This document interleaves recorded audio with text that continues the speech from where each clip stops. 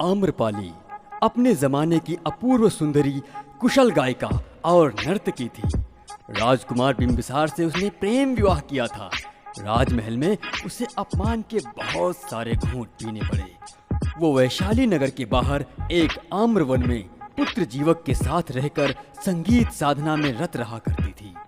एक दिन आम्रपाली पुत्र के साथ भगवान बुद्ध के दर्शन के लिए पहुंची। उसने अत्यंत विनम्रता से कहा, गुरुवर, मेरे पास अपार धन संपदा है, फिर भी मेरा जीवन अतृप्त है। मैं आपकी शरण में हूँ।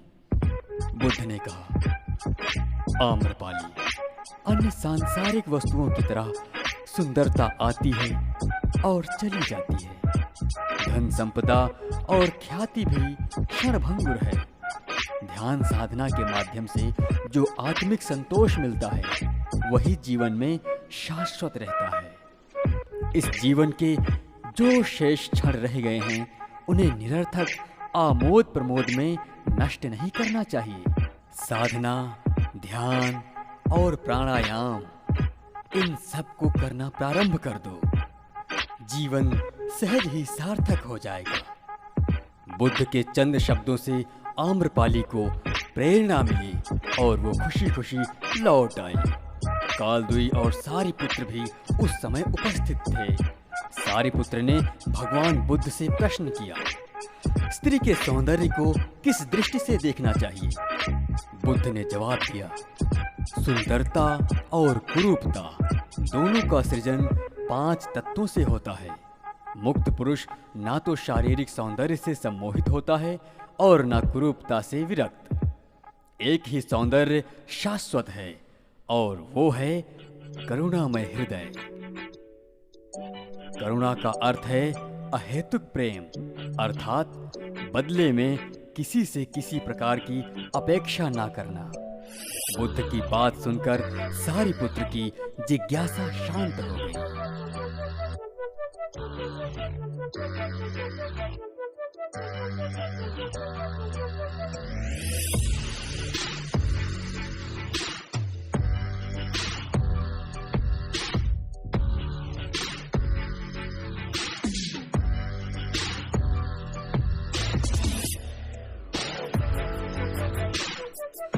एक बार एक राजा ने एक सांप की जान बचाई।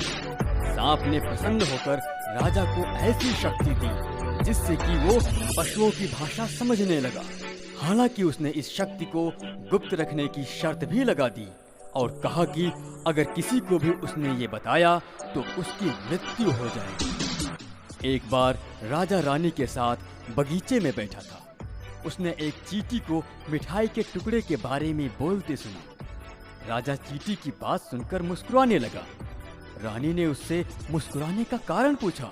राजा ने रानी को बहुत समझाने की कोशिश की, पर वो बार बार कारण पूछती रही। आखिरकार राजा उसे रहस्य बताने को तैयार हो गया। तभी आकाशवाणी सुनाई दी, हे राजन, तुम क्यों उसके लिए अपने प्राणों का बलिदान दे रहे हो, जो स्वयं तुम्हारे प्राणों का मूल्य नहीं समझ रही थी? राजा ने रानी को बताया कि वो कितनी स्वार्थी है। रानी को भी अपनी गलती समझ में आ गई। एक बार की बात है, एक कछुआ और 2 हंस आपस में बहुत अच्छे मित्र थे। एक साल बारिश बिल्कुल नहीं हुई और जिस तालाब में वे रहते थे वो सूख गया। कछुए ने एक योजना बनाई और हंसों से बोला, एक लकड़ी लाओ, मैं उसे अपने दांतों से दबा लूंगा और तुम लोग उसके किनारों को अपनी चोंच में दबाकर उड़ जाना और फिर हम तीनों किसी दूसरे तालाब में चले चलेंगे। हंस मान गए। उन्होंने कछुए को चेतावनी दी, तुम्हें पूरे समय अपना मुंह बंद रखना होगा, वरना तुम सीधे धरती पर आ गिरोगे और मर जाओगे, समझे? कछुआ तुरंत मान गया। जब सब कुछ तैयार हो गया तो हंस कछुए को लेकर उड़ चले। रास्ते में कुछ लोगों की नजर हंस और कछुए पर पड़ी।